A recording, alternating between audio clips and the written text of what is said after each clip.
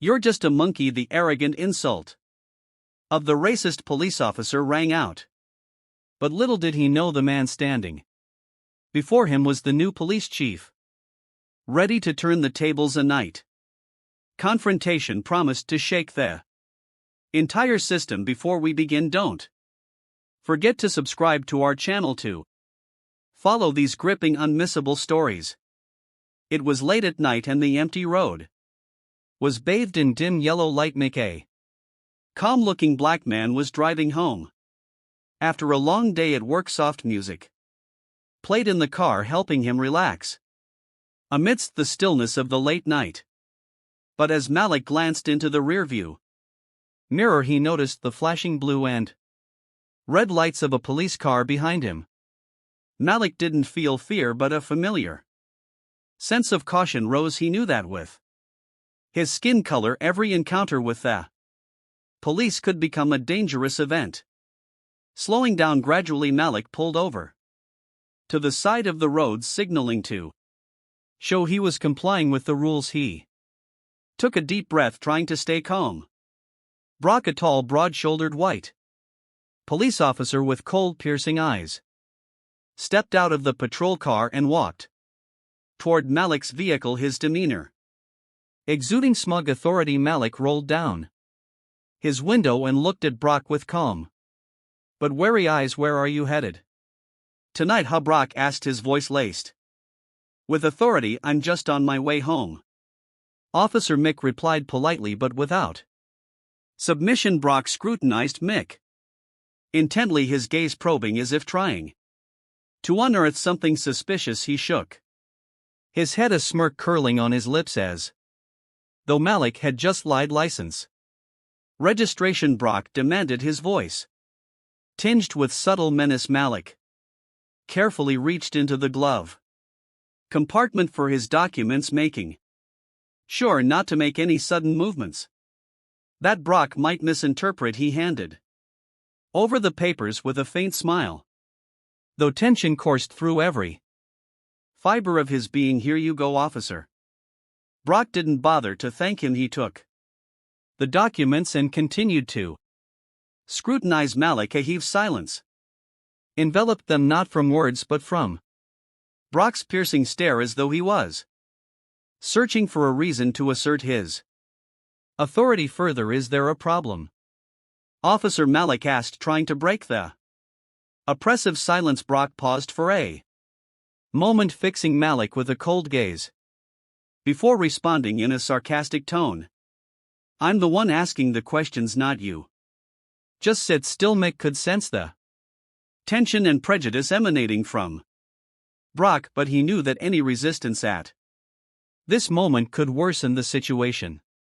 He maintained his composure, waiting to see what Brock would do next. This was just the beginning, but Malik understood all too well that tonight would not be a simple traffic stop. Malik sat silently in the driver's seat, his gaze calm but full of vigilance. Brock continued to flip through his documents, his face revealing a scrutinizing expression, as if trying to find a reason to pin blame.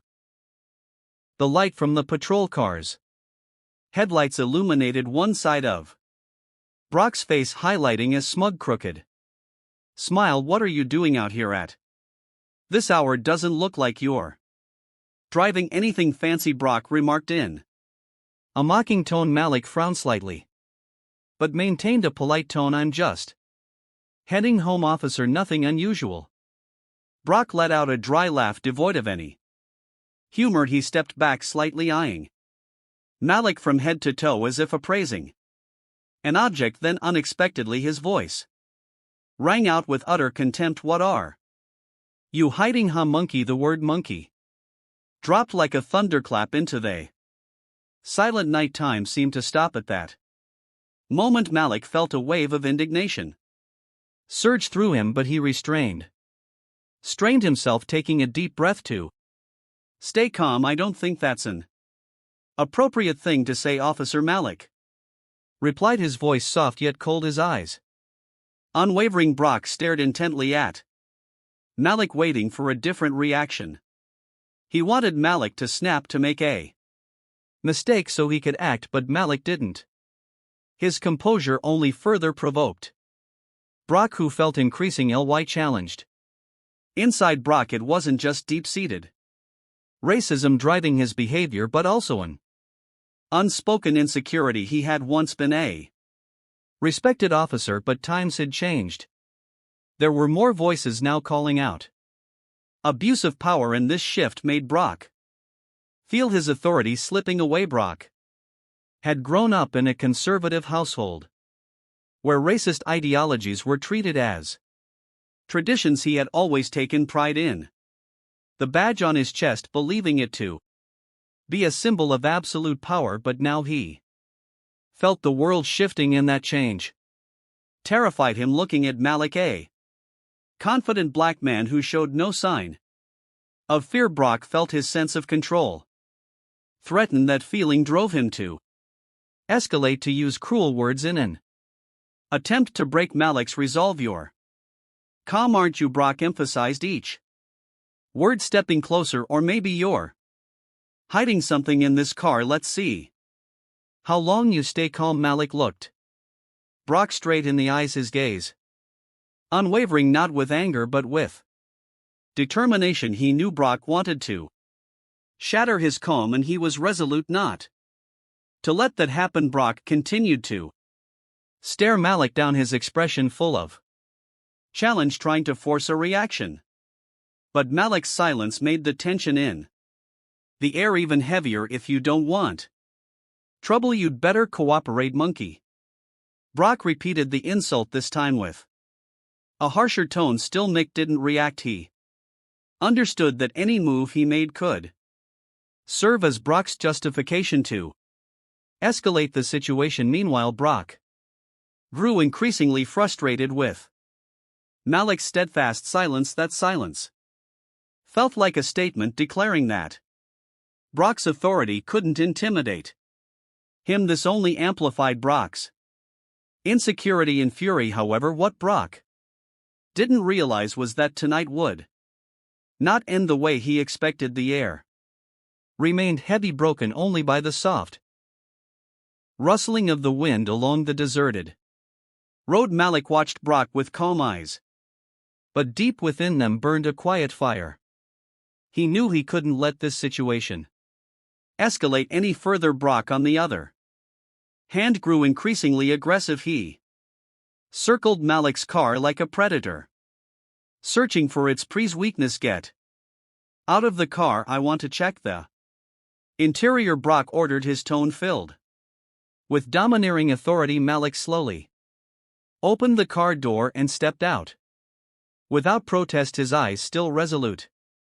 Brock moved closer, deliberately invading Malik's personal space to assert dominance. "You seem pretty confident," Brock said, his gruff voice laced with irritation, his eyes flashing with annoyance. "You think you're special or something? Let me tell you, no one here cares about that." Just then another patrol car drove by. The officer inside slowed down upon seeing Brock's vehicle parked on the roadside. Stepping out, the officer immediately recognized Malik from a distance. "Chief Anderson, what are you doing here at this hour?" the officer asked, his surprise evident. Brock turned, his eyes narrowing suspiciously. "Chief Anderson." Malik smiled faintly but didn't reply immediately. Instead, he reached into his jacket pocket and pulled out a badge, holding it up at eye level with Brock. The air seemed to freeze as Brock's gaze fell on the words "Chief of Police Malik Anderson" engraved on the badge. For a brief moment, as Brock stared at the badge, Malik's mind drifted back to his first day in law enforcement. He had been a young officer full of ideals and a burning desire for change, but he quickly learned that his skin color made him an easy target even among his peers. Once during his time as a rookie, Malik had witnessed a colleague abuse their power against an innocent man simply because of racial prejudice. When Malik tried to intervene, he was brushed aside and mocked as someone who didn't understand how the game was played. That day Malik swore that if given the chance, he would reform the system from within. Now standing before Brock, Malik realized that the oath remained alive in his heart, not for fame, not for power, but because he didn't want anyone else to endure the injustice he had witnessed or experienced himself. Brock stepped back, trying to regain his usual composure, but the trembling in his hands betrayed the fear surging through him. His mind raced. A part of him couldn't believe that the man he had just insulted was his new superior. Another part knew full well the consequences of his actions were exposed. I was just doing my job, Brock stammered, attempting to keep his voice steady, but it came out as a feeble. Brock didn't answer immediately. He took a deep breath as though trying to regain his usual composure. "She's just making baseless accusations," Brock finally replied, his voice trembling slightly. "There's no proof. This is just a conspiracy to bring me down." Malik smirked, but there was no humor in his expression. "Is that so? Are you certain there's nothing to uncover?" "We're going to investigate everything, Brock, every action, every decision, every report you've handled. If you're clean, you'll have nothing to worry about." Brock remained silent. He knew Malik's words weren't empty threats. A thorough investigation wouldn't just expose his abuse of power, it could also bring to light secrets he had been hiding for years. Clara stood firmly beside Malik, her gaze filled with determination. Her support was a decisive blow to Brock's dwindling power. Other officers in the department who had once been wary of Brock now watched him with suspicion. "How does it feel to lose your power, Brock?" Malik asked, his voice calm but piercing Brock's pride. "You've been living in a system you thought would always protect you, but now you're going to learn that no one is above the law." Brock stood motionless, saying nothing more. All he could do was try to maintain his composure, though even that was becoming increasingly difficult as every pair of eyes in the room bore down on him. The silence stretched on, as if everyone present were awaiting a final judgment. Malik's unwavering gaze remained fixed on Brock, his expression calm yet exuding the resolute authority of a leader.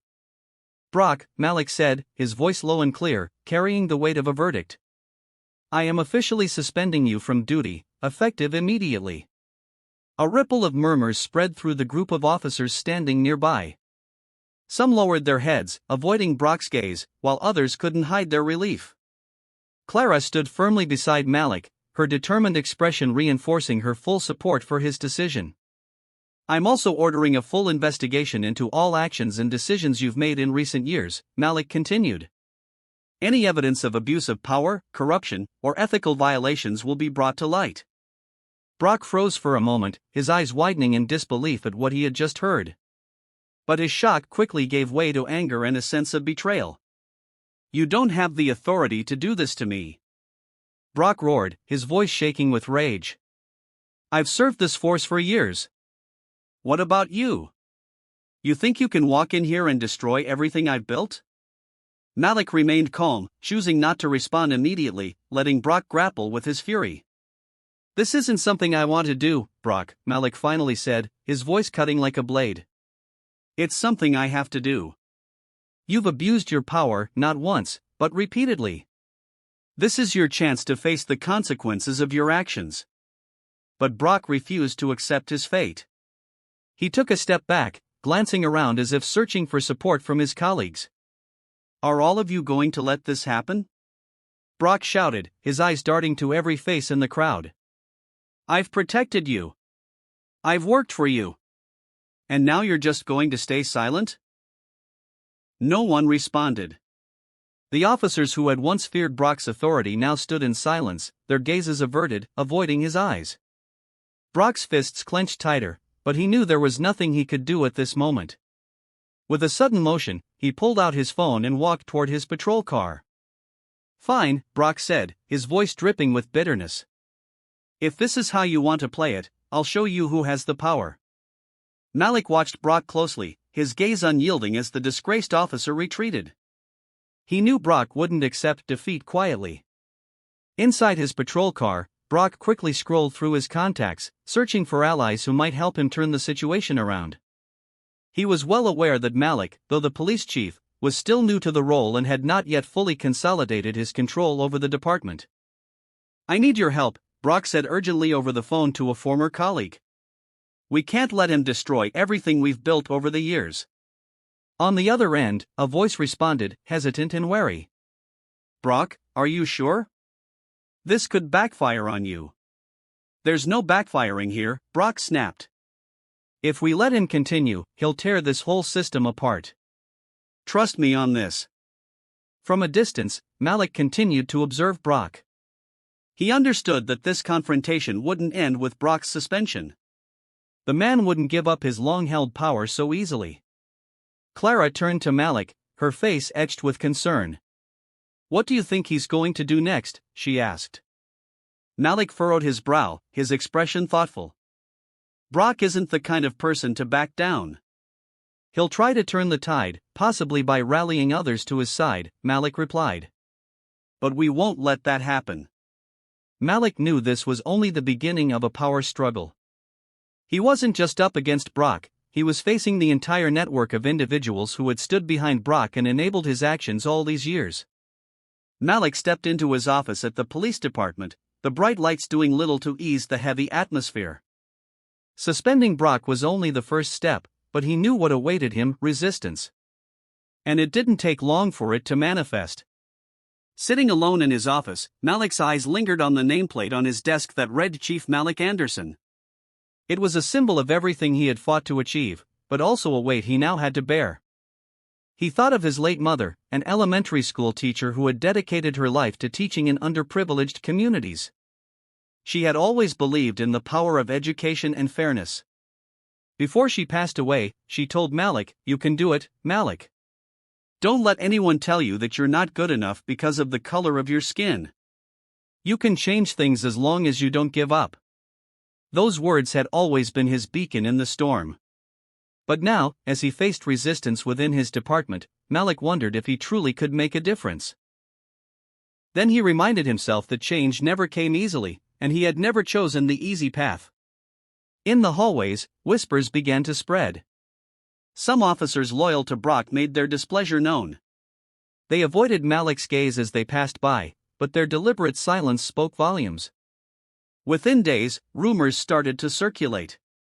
A few officers murmured that Malik didn't deserve his position, that he was simply abusing his power to punish those who didn't align with his views.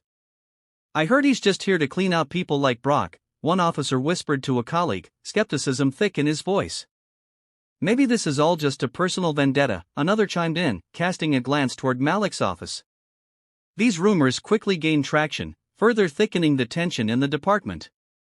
Some officers, even those who didn't openly support Brock, began to quietly question Malik's intentions. Sitting in his office, Malik realized the change he sought to bring was far from simple. The system had been marred by abuses of power and entrenched biases for years. To reform it, he would have to face resistance from the very people he relied on to uphold the law. A slow-burning anger rose within him. He had hoped that his actions would be understood and supported by his colleagues. Instead, he was met with skepticism and defiance. He thought back to his early days in law enforcement when he had to fight to prove that the color of his skin didn't define him. He had believed that as police chief, he could make a meaningful difference. But the reality was proving far harsher. Malik stood and walked to his office window. He looked down at the street below, where the city continued its hurried rhythm. But in his mind, questions echoed relentlessly.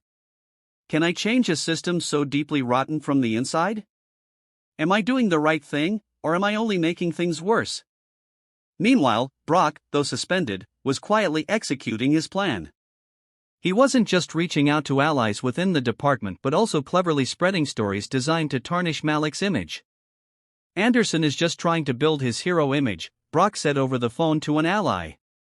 "He doesn't care about justice, he only cares about power." Brock's words, repeated by his loyal officers, began to fuel a simmering wave of opposition. No one openly challenged Malik, but the alienation and distrust toward him became increasingly apparent. Malik understood that he couldn't rely solely on authority to solve this problem. He needed support. He needed to build trust among the officers in the department. But how could he achieve that when every move he made was distorted and misunderstood? Clara, his steadfast ally, entered the office with a serious expression. "Chief Anderson, I think you should know that some officers are saying suspending Brock was rash. They're claiming it's hurting overall morale." Malik turned to her, a hint of weariness in his eyes. But instead of letting anger take over, he took a deep breath and asked, "What do you think I should do, Clara? I can't sit back and let them think abuse of power is acceptable." Clara nodded, her gaze steady and determined. "I understand, sir. But sometimes change has to come through persuasion. Perhaps you should hold a meeting to address everyone, to help them understand the real reasons behind your decision." Malik fell silent, considering Clara's advice. He knew she was right. The change couldn't come through orders alone. It needed unity. And to achieve that, he would have to speak directly to the people he was trying to reform. Looking at Clara, a faint smile crossed his face. "You're right. We need a plan, and I won't let anyone destroy it." He turned back to his desk and began drafting what he needed to say for the upcoming meeting. Malik knew this wasn't just going to be a speech, it would be a declaration that he would not back down, no matter the obstacles ahead. Malik was preparing his speech for the meeting with the officers when Clara entered his office, carrying a small storage device in her hand and wearing an urgent expression.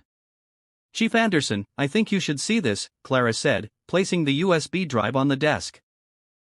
Malik looked at her, his gaze a mixture of curiosity and caution. "What is it?" he asked. "It's footage from my dash cam, capturing everything that happened that night with Brock," Clara replied. "If you approve, I'd like to release this video so everyone can see the truth." Malik picked up the USB and remained silent for a moment. He understood the power of this video. It wasn't just evidence against Brock but a public declaration that abuse of power would not be tolerated. "Do it," Malik said, his eyes sharp with resolve. "Release it for everyone to see." The video quickly spread across social media and news outlets. It showed Brock's blatant abuse of power, from his racially charged insults to the unwarranted car search and his disrespect toward Malik after learning he was the new police chief. The community, already weary of stories of misconduct, erupted. Social media posts, small-scale protests, and calls for systemic change began to surface everywhere. "We can't keep tolerating behavior like this," one post read, accompanied by the video. "Hold Brock accountable and reform the entire system," another commenter demanded. The outrage extended beyond the community and into the police department. Officers who had once stood by Brock now felt the pressure of public scrutiny. They began questioning whether supporting him was worth the damage to their reputations. Brock, realizing the situation was spiraling out of control, tried to turn the tables. He reached out to his remaining allies in the department, attempting to convince them that the video was only part of the story and that Malik was manipulating public opinion. "This is a setup," Brock said over the phone to a senior officer. "He's trying to remove me to consolidate his power. You can't let this happen." But this time, Brock's plan didn't go as intended. Even his most loyal allies began to distance themselves. Some stopped answering his calls altogether. In a private meeting, one of Brock's former allies, Lieutenant Harris, spoke bluntly. "Brock, do you think we can protect you? The video is clear. If we try to defend you, the entire department will go down with you. I'm sorry, but you've brought this on yourself." Those words hit Brock like a punch to his pride. He realized the support he once relied on had crumbled into an illusion. Meanwhile, Malik felt the rising wave of public support behind him. Those who had previously doubted him began to understand the reasons behind his actions. At a public press conference, Malik stood before the cameras, his face calm but resolute. "The video you've seen is not just evidence of one individual's abuse of power," Malik began, his voice firm. "It's a reflection of a system that needs reform. I'm committed to ensuring that not just Brock, but anyone who abuses their power within this system, will be held accountable." The press conference ended with applause from the community, and Malik knew he had taken a significant step toward building trust. Brock, now without any allies, sat in his apartment staring at the TV broadcasting Malik's press conference. Malik's words echoed like a sentence against him. He hurled the remote control to the floor, overwhelmed by frustration and helplessness. Brock had once thought himself untouchable, but now he was a shadow of his former self. Malik, though victorious in one battle, understood the road ahead would still be fraught with challenges. Removing Brock was only the first step in reforming a system that had rotted from the inside out. The atmosphere within the police department had shifted. Clara's video not only exposed Brock's abuse of power but also ignited a wave of reform. However, Malik knew this was only the beginning. The officers who had once supported Brock now faced public scrutiny. They began questioning whether defending him was worth the cost. In the days following the video's release, the mood within the department grew tense. Some officers were hesitant to face questions from the media and the community. Initially, there were still those who remained neutral or quietly sided with Brock. They believed Malik's suspension of Brock was excessive and harmful to team morale. Some even spread rumors to tarnish Malik's image, claiming he was just an inexperienced leader. However, a shift began to occur as more evidence of Brock's misconduct came to light. Malik strategically used team meetings to clearly outline Brock's prior transgressions, presenting detailed statistics and reports. In a key meeting, Malik played the dashcam footage and meticulously explained Brock's actions within a legal framework. One mid-level officer who had previously supported Brock stood up and admitted, "I can't justify what I just saw. This video has changed my perspective." Clara also played a crucial role in rebuilding trust. She organized small meetings with colleagues where she explained Malik's reform plans in detail. A young officer named Jim, initially skeptical, shared after one meeting, "I think Malik genuinely cares about improving the system, and I want to be part of this change." Malik focused not only on highlighting Brock's mistakes but also on proposing solutions to improve team morale. He organized retraining sessions on professional ethics and invited external experts to lecture on the police force's social responsibilities. These efforts not only shifted the attitudes of many officers but also reinforced trust in the community. The community's reaction played a pivotal role in driving change. Many residents, especially those who had experienced abuse of power, openly voiced their support for Malik.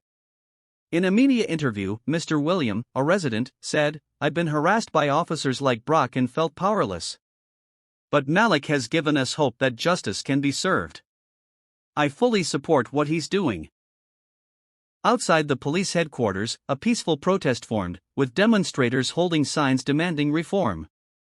A woman named Linda, holding a sign reading "Justice is for everyone," expressed her support. "We're here to say it's time for this system to change. Malik represents the values we want to see in the police force." The positive response from the community not only pressured the police department but also boosted the morale of honest officers. Some officers, who had been hesitant or doubtful, began to shift their views. A few even approached Malik privately to apologize for their past actions and words. A veteran officer told him, "I didn't think you could do it, but now I see I was wrong." The process of change didn't happen overnight, but thanks to Malik's persistence and transparent approach, the atmosphere within the department gradually started to improve. On a sunny day, Malik stood at a press podium, his face calm yet resolute. With the police headquarters building behind him, a symbol of the system he was striving to reform, he began to speak. "Today, I want to deliver a clear message to all of you," Malik began, his voice strong and unwavering. "The video you've seen doesn't just reflect the actions of one individual. It's a wake-up call for all of us about what needs to change in this system." Malik paused, his gaze scanning the crowd of reporters and citizens attentively listening. "We will not tolerate any abuse of power. Officers who misuse their authority, regardless of rank, will be held accountable. But this isn't just about punishing those who've done wrong. We need to build a system where justice is upheld and trust is restored." Applause erupted from the crowd, but Malik continued. He understood that his words needed to be followed by action. Malik unveiled his reform plan, a comprehensive strategy aimed not just at removing corrupt individuals but also at establishing new rules to ensure transparency and accountability. We will implement an independent oversight program, where acts of misconduct will be investigated by individuals outside the police force, Malik announced. Additionally, all officers will undergo retraining in professional ethics and community responsibility. These commitments not only garnered strong public support but also inspired honest officers within the force. Clara, standing at a distance, felt a deep sense of pride watching Malik assert his leadership. As public outrage began to subside, Malik returned to his office, where he spent hours drafting detailed plans for the reform. He knew suspending Brock was just a small battle in a much larger and more arduous war. Brock, though removed from the force, remained a symbol of a deeper issue, a system that had allowed individuals like him to thrive and abuse power for years. Malik understood that to bring about true change, he would have to address not just individuals like Brock but also the ingrained prejudices and structures that perpetuated such behavior. He set his pen down, pausing to gaze out the window. The city outside seemed peaceful, its streets bustling and its lights shining brightly. But Malik knew this peace was only surface deep, masking the injustices he needed to confront. Malik stood and walked to the window, his eyes fixed on the distant horizon. He knew the journey ahead wouldn't be easy, that he would face resistance, criticism, and even threats. But he also knew he couldn't stop.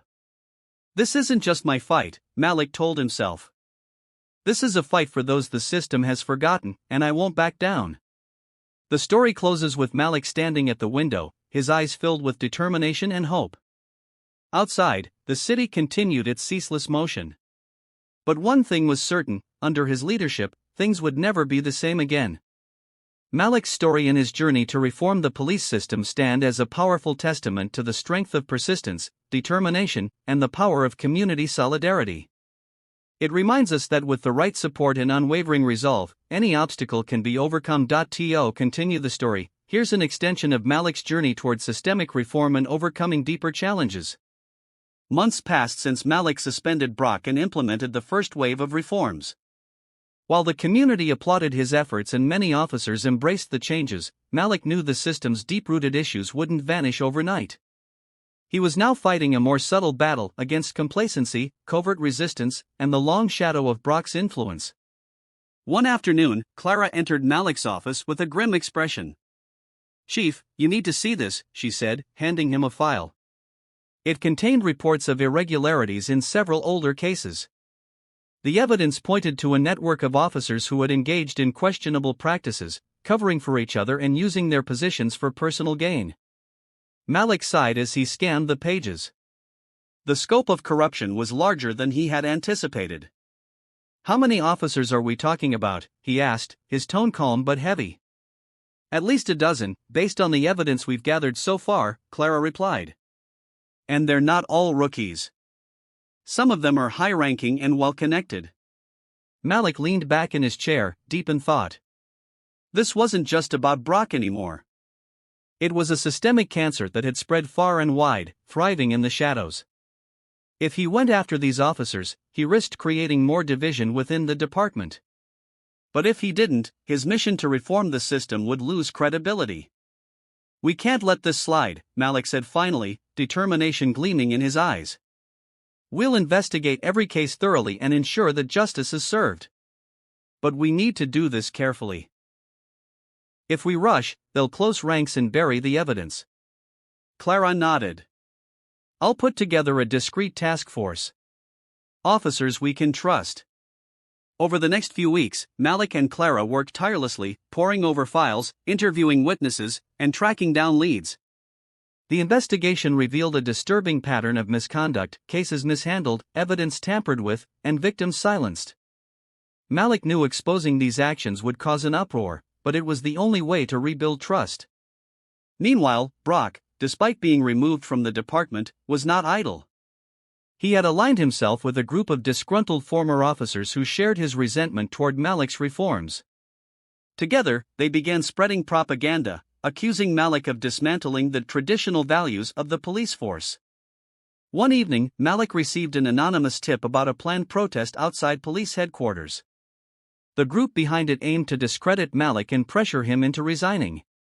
Clara urged Malik to avoid direct confrontation, but he decided otherwise. If we shy away from these challenges, we'll only embolden them, Malik said. I'll face them head on. On the day of the protest, Malik stood on the steps of the police headquarters as the crowd gathered, many holding signs and shouting slogans. Brock was among them, his presence a stark reminder of the resistance Malik faced. When the chants grew louder, Malik raised his hand for silence. Slowly, the crowd quieted, curious about what he would say.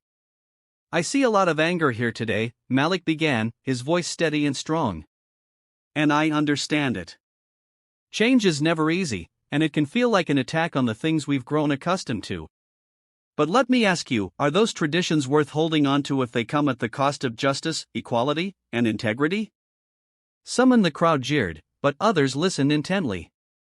I didn't come here to destroy this department, Malik continued. I came to rebuild it. To make it a place where every officer, regardless of their background, can serve with pride. A place where the community we swore to protect can trust us again. Brock stepped forward, his voice dripping with sarcasm. And what about the officers you've alienated, Chief? The ones you've thrown under the bus for your so-called reforms? Malik met Brock's gaze unflinchingly. Officers who misuse their authority aren't victims, they're betrayers of the trust placed in them. If that's the kind of leadership you want, Brock, then you're right, I'm not your leader. But I am the leader this department needs. The crowd fell silent, Brock's defiance wilting under Malik's conviction. Clara, watching from the sidelines, felt a swell of pride. Malik's unwavering resolve was turning the tide, one confrontation at a time. In the weeks that followed, the investigation into the corruption network bore fruit. Several officers implicated in the misconduct were arrested, and their trials became a public spectacle. Malik's transparency in handling the matter won him praise from the community and silenced many of his critics within the department. But Malik knew the fight wasn't over. True reform required more than removing bad actors, it required changing the culture that allowed them to thrive. He introduced mandatory training programs focused on ethics and de-escalation techniques. He also established an independent review board to oversee complaints against officers, ensuring accountability and fairness. As months turned into years, Malik's efforts began to bear fruit. The department slowly transformed, becoming a model of transparency and community engagement. Officers who once doubted him now looked to him as a symbol of integrity and leadership. And while the road was never easy, Malik never wavered. He carried the words of his late mother in his heart, a constant reminder of why he fought so hard. This is for everyone who ever felt forgotten by the system, Malik said one day during a speech. For every child who dreams of justice but fears they'll never see it. Together, we can build a better future, one where no one is left behind. Under Malik's leadership, the department became a beacon of hope, proving that with courage and determination, even the most broken systems can be rebuilt. As Malik's reforms gained traction, the department began to shift its culture. Officers who had once resisted his leadership started to see the benefits of the changes. Response times improved, complaints against officers decreased, and community trust slowly began to rebuild. Malik knew this was only the beginning, but for the first time, he saw hope in the eyes of his officers and the people they served. One day, Clara walked into Malik's office with a newspaper in her hand. She placed it on his desk with a triumphant smile. Look at this, she said. The headline read, Police Department under Chief Malik Anderson leads nation in community trust reforms. Malik read the article, his expression a mix of pride and humility. It detailed the department's transformation, highlighting the success of the Independent Review Board, community outreach programs, and officer retraining. It also mentioned Malik's role as a leader who refused to compromise on integrity. This is a big win, Clara said, sitting across from him. People are noticing, Chief. Your efforts are making a real difference. Malik nodded. It's a step in the right direction, but there's still so much to do.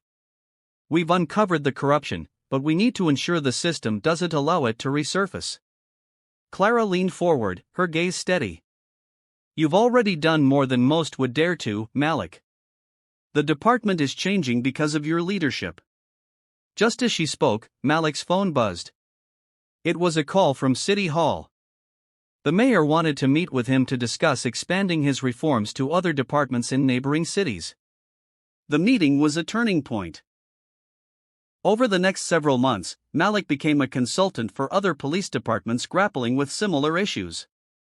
He shared his strategies, emphasizing transparency, accountability, and the importance of community engagement. But not everyone was on board. Brock, now a private citizen, continued his campaign to discredit Malik. He partnered with others who opposed police reform, using social media and public appearances to spread misinformation.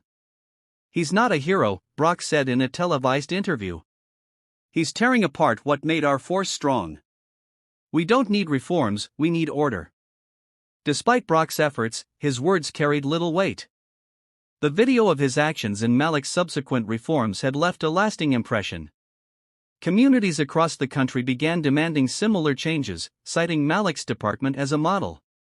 However, the pressure on Malik was immense. He worked long hours, often sacrificing personal time to ensure the success of his mission. Clara noticed the toll it was taking on him and decided to intervene. "You need a break," she said one evening, finding Malik still at his desk long after most officers had gone home. "I can't afford to stop now," Malik replied without looking up. "You can't afford not to," Clara countered. "You've done so much, but you're not invincible. The department needs you at your best, not burned out." Malik sighed, leaning back in his chair. He knew she was right. After some convincing, he agreed to take a few days off to recharge. During his break, Malik spent time with his family and reconnected with his roots. He visited his late mother's grave, standing silently as memories of her words and lessons flooded his mind.